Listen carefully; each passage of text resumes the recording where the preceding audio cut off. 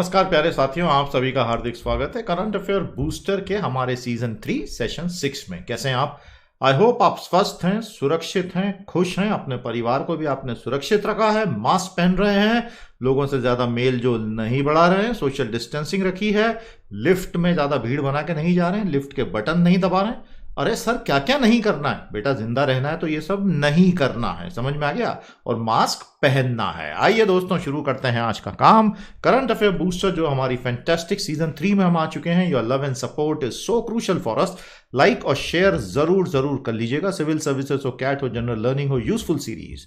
शुरुआत करेंगे बहुत ही पॉजिटिव खबर से। Unemployment rate in India has dropped as per the CMI weekly report. Centre for monitoring Indian economy यानी कि भारतीय अर्थव्यवस्था पर नजर रखने वाला केंद्र, ये एक प्राइवेट सेक्टर की कंपनी है जो बेसिकली मॉस्पी और एनएसओ का प्राइवेट सेक्टर पैरेलल आप कह सकते हैं। महेश व्यास इसके सीईओ हैं। बहुत ही रेप्यूटेड इंस्टीट्यूट है और इसके जो डेटा हैं काफी मायने रखते हैं। तो क्या कहता है सीएमआई का सर्वे? सीएमआई कहता है कि जुलाई में ओवरऑल अनएम्प्लॉयमेंट रेट तेजी से गिर गया है। तो ये तो बहुत अच्छी बात है और ये कोविड आने के पहले के स्तर पे पहुंच गया है, ये भी बहुत अच्छी बात है। लेकिन प्रॉब्लम यह है कि इसके पैरेलल में लेबर फोर्स पार्टिसिपेशन रेट भी तेजी से गिर गया है। अब यह बहुत डेंजरस है। श्रम बल भागीदारी दर का मतलब है टोटल लोग जो नौकरी में हैं प्लस जितने लोग नौकरी की तलाश कर रहे हैं, वो टोटल आपका लेबर फोर्स हो जाएगा। तो पूरी आपकी वर्किंग एज पॉपुलेशन में से 15 से 16 से 64 तक की आबादी में से कितने लोग नौकरी में हैं प्लस कितने लोग नौकरी की तलाश कर रहे हैं, उसको हम लेबर फोर्स पार्टिसिपेशन रेट कहेंगे। वो गिर गया है। इसका मतलब ओवरऑल कई लोग नौकरियां ढूंढ ही नहीं रहे हैं। So the employment rate is up क्योंकि ये मास कम हुआ है। Urban India is not doing well compare to rural India. शहरी क्षेत्रों में नौकरियों की हालत बेहद खराब हो चुकी है और इसीलिए कई एक्सपर्ट्स ने सरकार को बोला है कि मनरेगा जैसे गांवों के लिए है, शहर के लिए कोई अर्बन एम्प्लॉयमेंट गारंटी एक्ट जल्दी से लाया जाए। शहरी लोगों के लिए अभी ऐसी कोई सर्विस है ही नहीं। प्यारे दोस्तों, रूरल फिर भी ठीक ठाक कर रहा है क्योंकि सरकार ने मनरेगा में स्पेंडिंग काफी बढ़ा दी है। खरीफ की सोइंग फुल स्पीड में चल रही है, मॉनसून ठीक चल रहा है। तो यह है आज की अनएम्प्लॉयमेंट की रिपोर्ट। हालांकि अब जो लोकलाइज्ड लॉकडाउन्स आ रहे हैं उनसे समस्या बढ़ने वाली है। तो ये पहली खबर आपको पूरी क्लियर हो गई। हमारा पहला सवाल नोट करें। Explain the concept of labour force participation rate. श्रम बल भागीदारी दर क्या होती है बताइए। उसको कई ढंग से काउंट किया जा सकता है, कैलकुलेट किया जा सकता है। मेल अलग, फीमेल अलग, रूरल अलग, अर्बन अलग, लेकिन मोटे तौर पर उसका मतलब वही है जो मैंने अभी बताया। अब हम 2 मिनट जरा कोविड के ऊपर नजर डालेंगे। दुनिया भर से आ रही खबरें जो हैं वो बहुत ज्यादा एंकरेजिंग खबरें तो नहीं है। प्यारे दोस्तों, अप्रैल मई में जो एक डर बताया गया था कि अगर जुलाई अगस्त तक वैक्सीन नहीं आई, जो कि आनी थी ही नहीं, इतनी जल्दी वैक्सीन नहीं बनती हैं, अगर वैक्सीन नहीं आई और अगर एक सेकेंड वेव आ गया तो क्या होगा वायरस का, वो स्टेज आ चुकी है। वैक्सीन में भी समय है और आप उन सब खबरों पे मत जाना कि यहां ये ट्रायल हो गया वहां। अरे ट्रायल तो होते रहेंगे और अच्छा है, होने चाहिए, but a final mass manufactured vaccine which can be pumped into crores and crores and crores and crores of healthy human, it is still some time away. तो उस तरह की बेवजह की आशाएं रख के दिल तोड़ने में कोई मतलब नहीं है।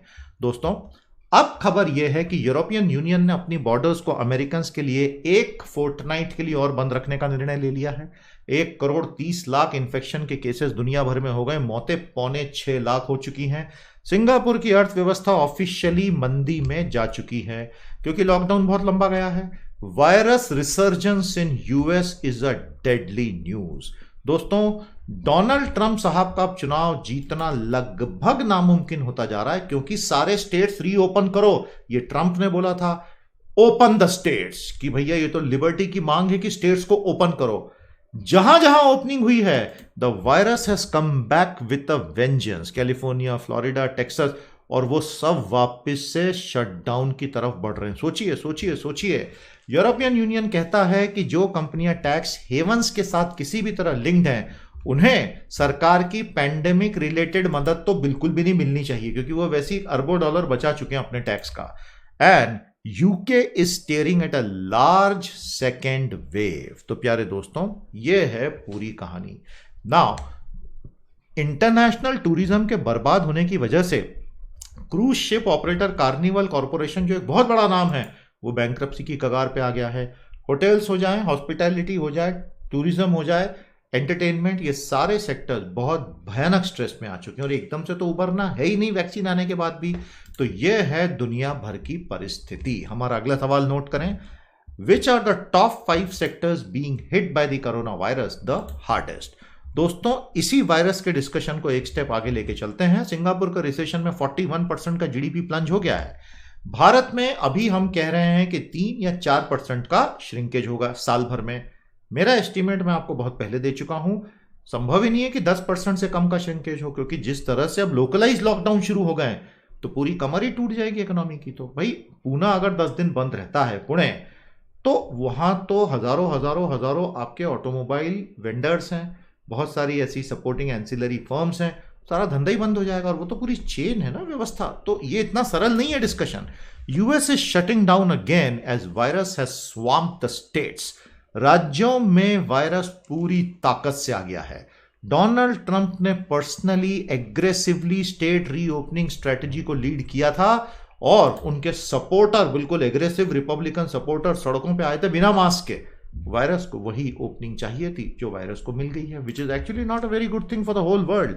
स्टेट के लीडर्स रिग्रेट कर रहे हैं कि उन्होंने क्यों ओपन किया।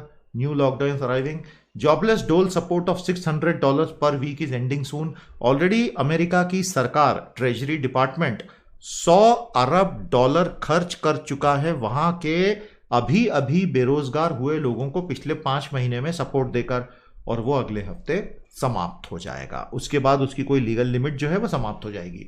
तो वो लोग कहां जाएंगे, क्योंकि इकोनॉमी में तो फिर से शटडाउन आ रहे हैं। सो यूएस इकोनॉमी इंटरनली ऐसा लग रहा है कि इंप्लोड हो रही है। इसके बहुत सारे स्ट्रेटेजिक रेमिफिकेशंस पूरी दुनिया पे आने वाले हैं, वो धीरे धीरे आप सेंस भी करेंगे। हमारा अगला सवाल नोट करें, जो वॉलंटियर्स क्वेश्चन कंपाइल कर रहे हैं। Great job friends. सेशन को लाइक करें, क्वेश्चंस कंपाइल करें, सीरीज को आगे बढ़ाएं, जितना हो सके अपने दोस्तों में शेयर करें, तो मजा आएगा, नए नए लोग जुड़ेंगे, सीखने को मिलेगा। अगला सवाल नोट कर लें,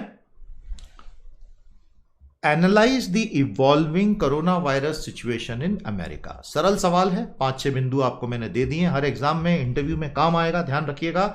बहुत सारे सिविल सर्विसेज के इंटरव्यूज अभी लाइंड अप भी हैं, मैं आजकल काफी सारे मॉक्स भी ले ही रहा हूं। India has recorded 30,000 plus cases for the first time. बहुत ही रैपिड राइज हो रहा है इन्फेक्शन का पूरे भारत में। Rising mobility due to unlock is now reversing. तो अचानक से अनलॉक के बाद जिस प्रकार से एकदम से मोबिलिटी बढ़ी थी, वो अब काम डाउन हो रही है, जो कि ये बता रहा है कि लोगों में धीरे धीरे सावधानी बढ़ रही है। अब लेकिन समस्या ये आ गई है कि लोकल लॉकडाउन्स हर शहर, हर राज्य में आना शुरू हो गए हैं, और ये लोकल लॉकडाउन्स फायदा कुछ नहीं कराएंगे, ये नुकसान करा जाएंगे। जो थोड़ी बहुत इकोनॉमिक रिकवरी और जो ग्रीन शूट्स हम बोलते हैं, वो फिर से मुरझा जाएंगी। रिकवरी रेट हालांकि भारत का अच्छा होता जा रहा है। मैक्सिमम डेथ्स जुलाई 4 को 608 थी और जुलाई 14 को हुई हैं 582। और अब प्यारे दोस्तों, ओवरऑल हमारे यहाँ 9.5 लाख केसेस का लोड हो चुका है, जिनमें से लाखों लोग रिकवर होकर घर भी जा चुके हैं। यह है भारत की पूरी कहानी। तो प्यारे दोस्तों, लोकल लॉकडाउन से क्या हो रहा है अगर आप देखेंगे, we are now receiving this news from across India कि भाई इस शहर में 10 दिन का लॉकडाउन, उस शहर में संडे का लॉकडाउन, उस शहर में ये, उसमें ये। मैंने कल भी आपसे पूछा था, आपने एक्सपीरियंस शेयरिंग भी की, वेरी नाइस। लेकिन अब ये बढ़ता जा रहा है, ये थोड़ा सा काउंटर प्रोडक्टिव हो जाएगा। एक्चुअली एक्सपर्ट्स का ये कहना है इससे कोई फायदा होना ही नहीं है, क्योंकि अभी तक के 5 महीने में, देखिए आज जुलाई आ गया, मार्च, अप्रैल, मई, जून, जुलाई, देखते देखते आंखों के सामने पैंडेमिक हमारा निकलते चला जा रहा है। अच्छी बात है, निकल ही जाए। देखिए दोस्तों, केसेस का बढ़ना और घटना लॉकडाउन के साथ रिलेटेड पाया ही नहीं गया है। दिल्ली और बॉम्बे से यह साबित होता है। 63% भारत का सकल घरेलू उत्पाद शहरी क्षेत्रों से आता है और इनमें से ज्यादातर शहरी क्षेत्र बंद हो चुके हैं। लॉकडाउन का सीधा सा अर्थ है लो मोबिलिटी, लो मोबिलिटी का सीधा सा अर्थ है लो आर्थिक गतिविधि, इसका मतलब जीडीपी को झटका। अब हम जानते हैं रूरल इकोनॉमी, एग्रीकल्चर बहुत अच्छा कर रहा है तो जीडीपी का 16% ना, तो वो अच्छा कर करके कितना अच्छा कर लेगा। और इसलिए अब आप बोलेंगे कि सर फिर रास्ता क्या है, जो लोकल डिस्ट्रिक्ट मजिस्ट्रेट है, एमपी है, एमएलए, वो करे तो क्या करेगा? जवाब यह है कि टेस्टिंग को नाटकीय रूप से बढ़ाइए। जो फिगर्स आ रहे हैं, सच फिगर सबके सामने रखिए, और जब टेस्टिंग बढ़ेगी हर शहर की, तो आपको पॉकेट्स दिखाई देंगे कि कहां का इन्फेक्शन है। वहां माइक्रो कंटेनमेंट कीजिए, पूरे शहर को बंद मत कीजिए, उसमें इकोनॉमी कभी चल ही नहीं पाएगी। तो यह है 100 बातों की एक बात। हमारा अगला सवाल नोट करें, what are the pros and cons of localised COVID lockdowns in India. अब लोकलाइज लॉकडाउन लगा के वहां की सरकार को, वहां के एडमिनिस्ट्रेटर्स को यह लगता जरूर होगा कि हमने बड़ा कदम लिया, फायदा कुछ भी नहीं हो रहा है लेकिन उससे, तो अल्टीमेटली 2-3 महीने बाद आप कर करके कब तक करोगे, जनता भी फिर आपसे सवाल पूछेगी ही पूछेगी। I hope that is very clear. दोस्तों, हेमंत किरोला उत्तराखंड से हमें बहुत प्यारा टेस्टिमोनियल भेजते हैं। बाकी के लोग भी टेस्टिमोनियल लिखें, हमने लिंक आपको दे दी है bit.ly/ptkkd। आप कहते हैं देवभूमि से आपको दिल से प्यार, आपको भी बहुत बहुत प्यार और आशीर्वाद। आप अल्मोड़ा से हैं और आप बोलते हैं कि पहली बार आपका जब वीडियो देखा तो लगे रघु मुन्ना भाई का वो स्टेटमेंट याद आ गया, डायलॉग याद आ गया, मस्त काम करता बापू तुम। ए सर्किट, क्या करेगा तू आगे चल के? ओ भाई, अपन गांव में जाकर हिस्ट्री पढ़ाएगा भाई। तो प्यारे दोस्तों, अभी आप आईएएस की तैयारी कर रहे हैं और बहुत हेल्प हो रही है, मिमिक्रीज अमेजिंग। क्या बात है, छा गए भैया, गॉड ब्लेस यू बेटा। और ये बहुत ही प्यारी जगह आप हैं और एंजॉय कर रहे हैं, क्या बात है, क्या बात है, क्या बात है। बाकी लोग भी जरा टेस्टिमोनियल लिखो और हेमंत जैसे पॉजिटिव बन जाओ भाई सब लोग। तो पॉजिटिव तो हमारा स्टॉक मार्केट भी है। स्टॉक मार्केट में इस साल 6 महीने में जो मूवमेंट हुआ है उसने लोगों का कोरोना वायरस पैंडेमिक का दुखड़ा भुला दिया है। हालांकि अब धीरे धीरे स्टॉक मार्केट की इतनी फजीती हुई है, इतना क्रिटिसिज्म हुआ है कि ये central bank liquidity driven rallies हैं। तो कुछ बहुत रिस्पेक्टेड एनालिस्ट का ये कहना है कि ये सही नहीं है। सेंट्रल बैंक लिक्विडिटी से मार्केट जंप तो किए हैं, लेकिन it is not only that, there are many other things also which are leading to a market rally. खैर एनीवे, अभी एक्विटीज यानी शेयर बाजार, शेयर, ये जो है ट्रेडर्स के बेस्ट फ्रेंड हो गए हैं, क्योंकि सभी मार्केट अगर देखें, स्टॉक्स देख लें वगैरह वगैरह, सब में एक्टिविटी अच्छी खासी बढ़ गई है। और इन जनरल स्टॉक मार्केट यानी कि ये फाइनेंशियल कैपिटल मार्केट को देखें तो लगता ही नहीं कि रियल इकोनॉमी में ऐसी मौतें हो रही हैं, इकोनॉमी ठप हो गई है, 10-10 दिन धंधे बंद पड़े हुए हैं। तो कहीं ना कहीं ब्लू चिप्स का domination, winner takes all economy का प्रीपोंडरेंस, ये सारी चीजें स्टॉक मार्केट पे भी प्ले तो कर रही हैं। हमारा अगला सवाल नोट करें, is it really correct to claim that the central bank fluid liquidity is actually pushing the stock markets up? प्यारे दोस्तों, कैबिनेट और भारत सरकार का निर्णय आ चुका है। जितनी भी सरकारी कंपनियां हैं सिवाय कुछ स्ट्रेटेजिक सेक्टर्स के, फटाफट फटाफट फटाफट बेचो और बाहर निकलो, बेचो बाहर निकलो, बेचो बाहर निकलो। स्ट्रेटेजिक सेक्टर्स हुए banking, petroleum, atomic energy, defence, space and ports. यहां 1 या 2 या 3 या 4 कंपनियां रखी जाएंगी, बाकी सब बेच दी जाएंगी। लेकिन प्राइवेट सेक्टर को स्ट्रेटेजिक में भी एंट्री मिलेगी और नॉन स्ट्रेटेजिक में एक भी सरकारी कंपनी नहीं होगी, सबका प्राइवेटाइजेशन होकर मर्जर होकर खत्म कर दिया जाएगा। भारत सरकार मन बना चुकी है, दीपम को काम दे दिया गया है। तो दीपम बेसिकली आप जानते हैं department of investment and public asset management.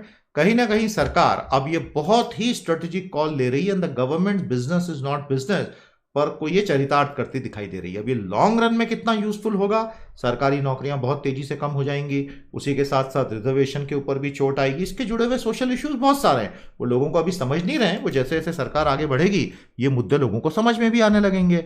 तो हमारा अगला क्वेश्चन नोट करें प्यारे दोस्तों, is it a wise decision for the government to nearly exit from various sectors of India?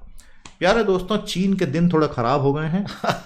America ने चाइना के साउथ चाइना सी के सारे दावों को धोखाधड़ी पूर्ण बताया है कि ये जो 9 डैश लाइन है ये फर्जी है, और ये 9 डैश लाइन ड्रॉ करके चाइना ने दक्षिण चीनी सागर पूरा अपने नाम कर लिया, जबकि वहां तो आसियान के देशों के अपने ऑटोमेटिक क्लेम्स हैं as per international law, United Nation convention law on sea वगैरह। तो ये आप कैसे दावा कर सकते हैं? तो यूएस ने बोला है कि freedom of navigation in South China Sea हमारा अधिकार है और वो अपनी वॉरशिप्स को साउथ चाइना सी में भेजता रहेगा, रोक सको तो रोक लो। और ये उसकी वॉरशिप्स आपको दिखाई दे रही हैं। तो this is the direct threat to China, और चाइना बहुत भड़क गया इसकी वजह से। देखते हैं क्या करता है। दूसरी तरफ ब्रिटेन ने हुआवे को 5G नेटवर्क में 2027 को रिलेशनशिप खत्म करने को बोल दिया है। आज से 5-7 साल के बाद हुआवे को बाहर कर दिया जाएगा, जो हुआवे के लिए बहुत बड़ा शॉक होगा ही होगा। लेकिन 7 साल बहुत बड़ा समय होता है, आगे आगे देखिए होता है क्या। तो हमारा अगला सवाल नोट करेंगे प्यारे दोस्तों, explain the territorial ambitions of China in the South China Sea region. तो दोस्तों सीपीआई और डब्ल्यूपीआई के बीच का गैप भारत में बहुत बढ़ गया है। होता यह है कि भारत में मुद्रास्फीति का मेजरमेंट आप दो तरीकों से कर सकते हो। खुदरा मूल्य सूचकांक कंज्यूमर प्राइस इंडेक्स सीपीआई, जो कि बेसिकली आपका उपभोक्ता मूल्य सूचकांक है, और दूसरा है थोक मूल्य सूचकांक होलसेल प्राइस इंडेक्स डब्ल्यूपीआई।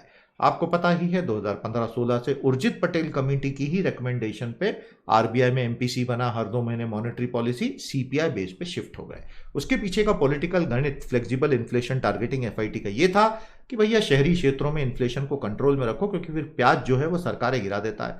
तो सीपीआई बेस पे पूरे शिफ्ट हो गए। अब हो ये रहा है कि पिछले कुछ महीनों में डब्ल्यूपीआई और सीपीआई बेस इन्फ्लेशन के बीच का गैप भयंकर बढ़ता चला जा रहा है। Not that it is the cause of worry, on the other hand it is the cause of insight. हमको बहुत सारे इनसाइट मिल जाते हैं।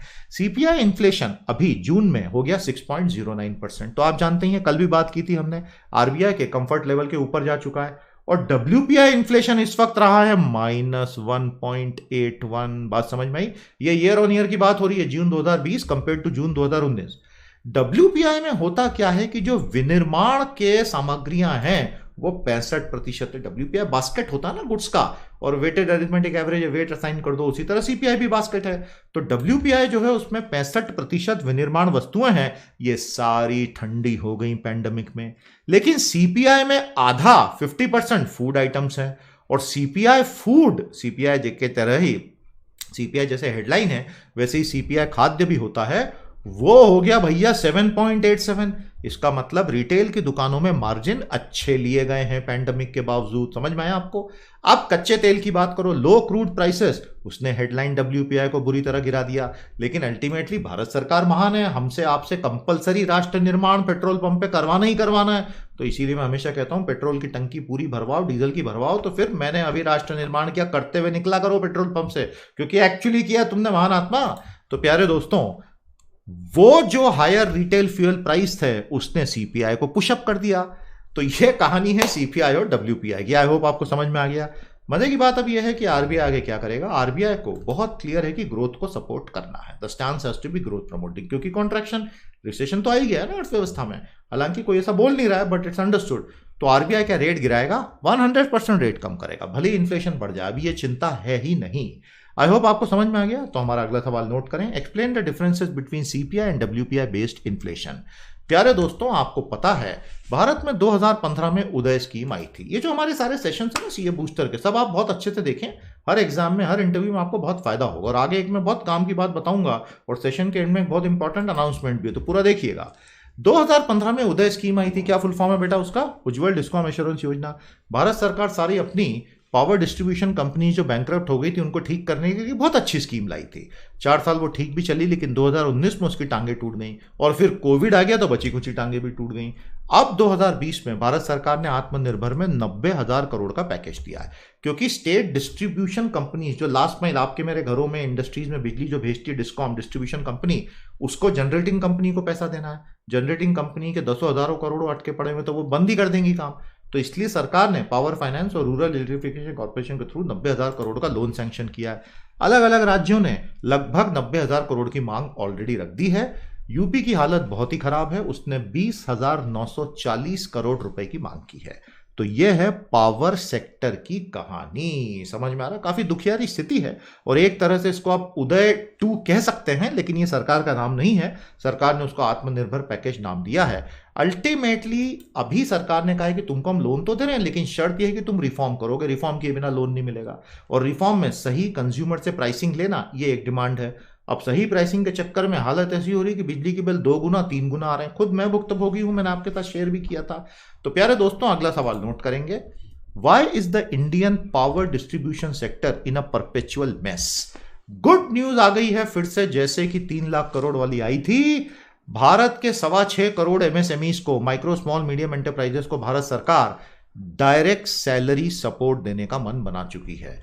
हो क्या रहा है कि सरकार 4-4 महीने लेट उठ रही है। यह काम जो मई के लास्ट वीक में हो जाना चाहिए था, मार्च के और अप्रैल में हो जाना चाहिए था, अब जुलाई में अनाउंसमेंट आ रहा है कि डैमेज बहुत हो गया है इसमें। द गवर्नमेंट रियली अल्टीमेटली फिर कर वही रही है जो एक्सपर्ट्स ने पहले से बोला था। तो भाई पहले ही कर देते, लेकिन ठीक है, जब जागो तब सवेरा भैया, बीती ताही विसार दे, आगे की सुधले, ऐसा कहा जाता है। एमएसएमईज को भारत सरकार बोल रही है कि जो स्ट्रगल कर रहे हैं कुछ मापदंडों के तहत, 3 लाख करोड़ के पहले पैकेज के बाद सैलरी के लिए 1 लाख करोड़ का पैकेज दिया जाएगा। तो अभी तक वो लाए थे emergency credit line guarantee scheme, ECLGS, याद रखना सारे नाम, उसमें 3 लाख करोड़ थे और अब 1 लाख करोड़। अब कैसे मिलेगा, कब तक मिलेगा, किसी को पता नहीं है, लेकिन बड़ी बात यह है कि सरकार ने इस बारे में सोचा। मतलब the government knows that the MSME sector is in a serious crisis. Reports ये हैं कि हर तीसरी MSME बंद हो रही है। अब MSMEs भारत का 50% एक्सपोर्ट है, 40 to 50% GDP है, 90% ऑफ नॉन फार्म एम्प्लॉयमेंट है, और इसमें से अगर 33% बंद हो गए, दोस्तों आप खुद सोच लीजिए GDP कॉन्ट्रैक्शन क्या होने वाला है। तो खैर अच्छी बात है कि सरकार जागी। हमारा अगला सवाल नोट करें, is it a good idea for the government to give a stimulus in the form of salary support और नॉट? ये परीक्षा में जरूर पूछा जाएगा, तैयारी रखना भैया। तो अब यूरोपियन यूनियन के साथ रिश्तों की बात करते हैं। जो 14th EU इंडिया द्विपक्षीय समिट हुई थी 2017 में, हमारे रिश्ते बहुत अच्छे नहीं रहे। हालांकि EU हमारा काफी बड़ा ट्रेड पार्टनर है, ऑल्दो अमेरिका नंबर 1 है। जिसके बाद 2017 की उस समिट के बाद भारत और EU दोनों चुप हो गए, क्योंकि दोनों की मांगे मैच नहीं हो रही थी। फिर अब जुलाई में 2020 में वर्चुअल समिट हुई, क्योंकि कोरोना का इतना डर है कि कोई यहां से वहां जा ही नहीं पा रहा है, हग्स ही नहीं हो पा रहे हैं। 14th summit was stalled due to the BTI related differences. Broad based trade and investment agreement, यानी एक व्यापक व्यापार और निवेश अनुबंध जो था, उसमें भारत ने यह वादा किया था कि मैं भैया टैरिफ गिराऊंगा, टैरिफ गिराऊंगा, टैरिफ गिराऊंगा। EU बोलता रहा इन्वेस्टमेंट प्रोटेक्शन दो, इन्वेस्टमेंट प्रोटेक्शन दो, इन्वेस्टमेंट प्रोटेक्शन दो, क्योंकि आपको पता है भारत ने बहुत सारी बायलैटरल इन्वेस्टमेंट ट्रीटीज यूनिलैटरली सैकड़ों रद्द कर दी थी 4 साल पहले। तो EU के इन्वेस्टर्स बहुत डरे हुए थे और इस वजह से BTI जो है वो पूरा ठंडा पड़ गया। लेकिन अब एक बहुत अच्छी खबर जो है यूरोप के लिए प्यारे दोस्तों, वो ये है कि भारत में एक ऐसी मिडिल क्लास का उदय हुआ है जो बेवड़े हैं। सर क्या बोल रहे हो आप? अरे हाँ, यूरोप के wine makers are under a lot of stress और भारत में करोड़ों करोड़ों मध्यम वर्गीय लोग अब ऐसे आ गए हैं जिनको ला पिला दे साकिया पैमाना पैमाने के बाद। A key attraction is India's drinking population, और इसलिए अब हो सकता है कि सौदा तो जहां एक और बेवड़ों ने भारत सरकार को भी बचा रखा है, इतने टैक्स शराब की दुकान पे देख लो, ऐसा लगता है दिवाली मन रही हो, फ्री बट रही है, और वो यूरोपियन यूनियन को भी भारत के बेवड़े ही बचाएंगे। बधाई हो भैया, इन्होंने ही बचा रखा है सबको। India wants an early harvest deal. Early harvest deal का मतलब होता है quick agreement on mutually agreed point. ध्यान रखिएगा, इंपॉर्टेंट है इंडिया EU।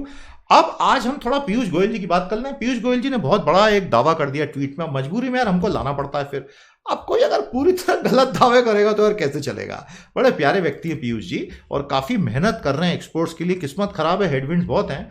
पीयूष जी ने ट्वीट कर दिया कि भैया हमने बहुत बड़ा काम किया, 18 साल के बाद पहली बार ट्रेड सरप्लस ले आए।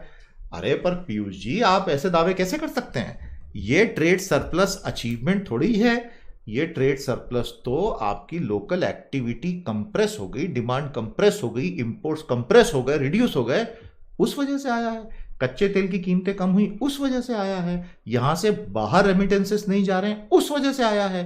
लेकिन सबसे बड़ी बात एक्सपोर्ट्स के बजाय इंपोर्ट्स का रैपिड श्रिंकिंग की वजह से, जो आने वाले समय के GDP कॉन्ट्रैक्शन की तरफ इशारा कर रहा है।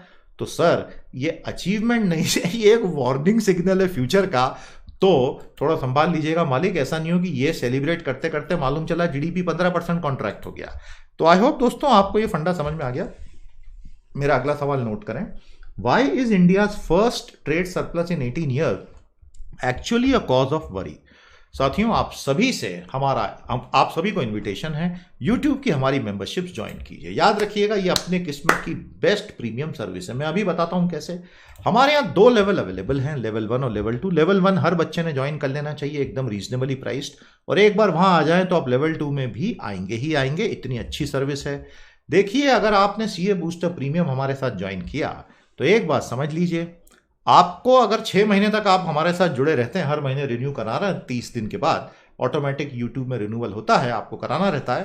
240 editorial analysis and 480 top current affair story हम कवर कर लेते हैं। और अगर आप 1 साल तक जुड़े रहे तो 480 editorial analysis and 960 current affair story.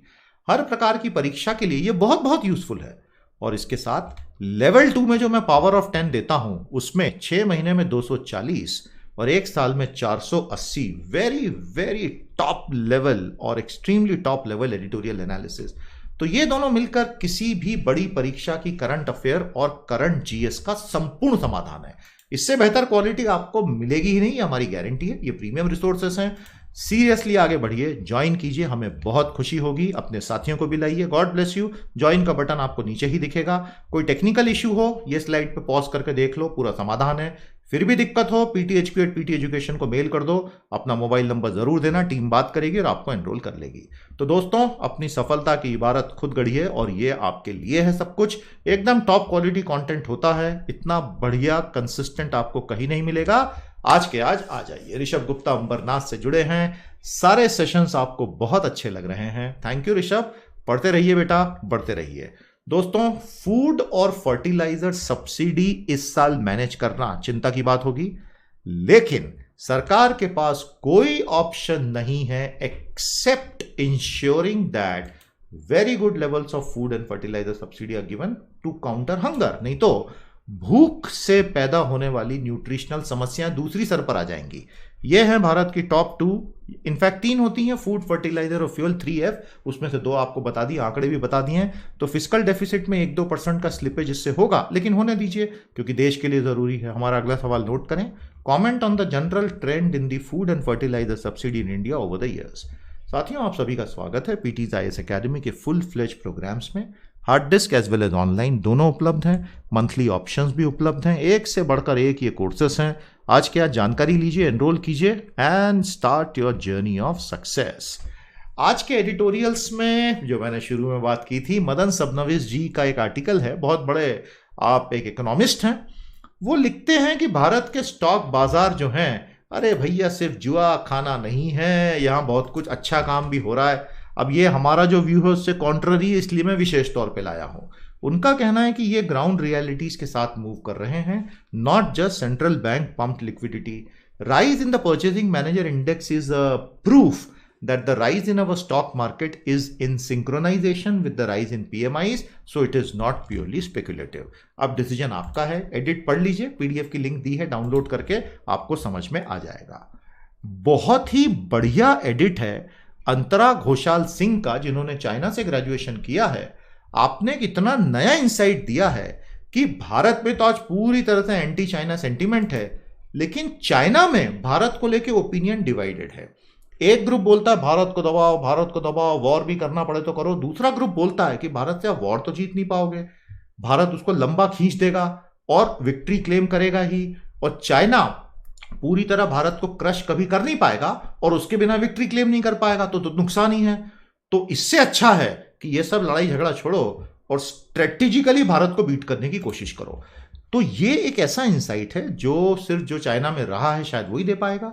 तो India is suffuse with an anti China sentiment, लेकिन चाइना में भी 2 ओपिनियन है भारत को लेकर, और चाइनीज खुद भी कंफ्यूज्ड हैं, जिसका फायदा भारत उठा सकता है। ये जरूर पढ़ लेना दोस्तों, आपको एक बहुत अच्छा एंगल मिलेगा। अब जो मैंने कहा था, आज की एक बहुत इंपॉर्टेंट अनाउंसमेंट, जितने भी बच्चे अभी अभी मेरे साथ जुड़े हैं, जो बहुत समय से जुड़े हैं, ये आपके लिए नहीं है, आप इसको स्किप कर सकते हैं, बट जो अभी अभी आए हैं, अभी अभी जुड़े हैं दोस्तों, मेरा एक स्पेशल क्लासेस का फेस्टिवल होगा अनअकैडमी प्लेटफॉर्म पर आने वाले मंडे से फ्राइडे सुबह 7:30 बजे रोज, और उसके बाद 27 जुलाई से 31 जुलाई मंडे से फ्राइडे 7:30 बजे रोज। ये मैं 10 क्लासेस 1-1 घंटे की लूंगा अनअकैडमी पोर्टल पर। इसमें एनरोल करने की लिंक्स ये दी हैं, आज की पीडीएफ डाउनलोड करोगे ना, ये सारी क्लिकेबल लिंक्स आपको पीडीएफ में मिल जाएंगी। क्लिक करोगे सीधे उस पेज पे एनरोलमेंट के ले जाएगा, फ्री है, सारी 10 क्लासेस फ्री हैं। अगर आप अभी अभी आए हैं तो आप इन 10 क्लासेस का फायदा लीजिए। बाकी लोगों ने पहले ये सब देखा हुआ है, सुना हुआ है, आपके लिए रिपीट होगा, बोर होगा, तो आप अवॉइड भी कर सकते हो। पर new students and who have just started preparing for various exam, ये 10 क्लासेस मिस मत करना। एक साथ पूरे 10 का कमिटमेंट दो और आज के आज एनरोल कर लो, और पूरी 10 क्लासेस सुबह 7:30 बजे से मेरे साथ आप अटेंड करेंगे आने वाले मंडे 20 जुलाई से। बहुत बहुत स्वागत है। आज के सेशन में इतना ही दोस्तों। सेशन को लाइक कीजिए, शेयर कीजिए, दुनिया भर में अच्छी ये ज्ञान की खुशबू फैलाते चलिए। हम कल आपसे पुनः भेंट करेंगे। नमस्कार, जय हिंद।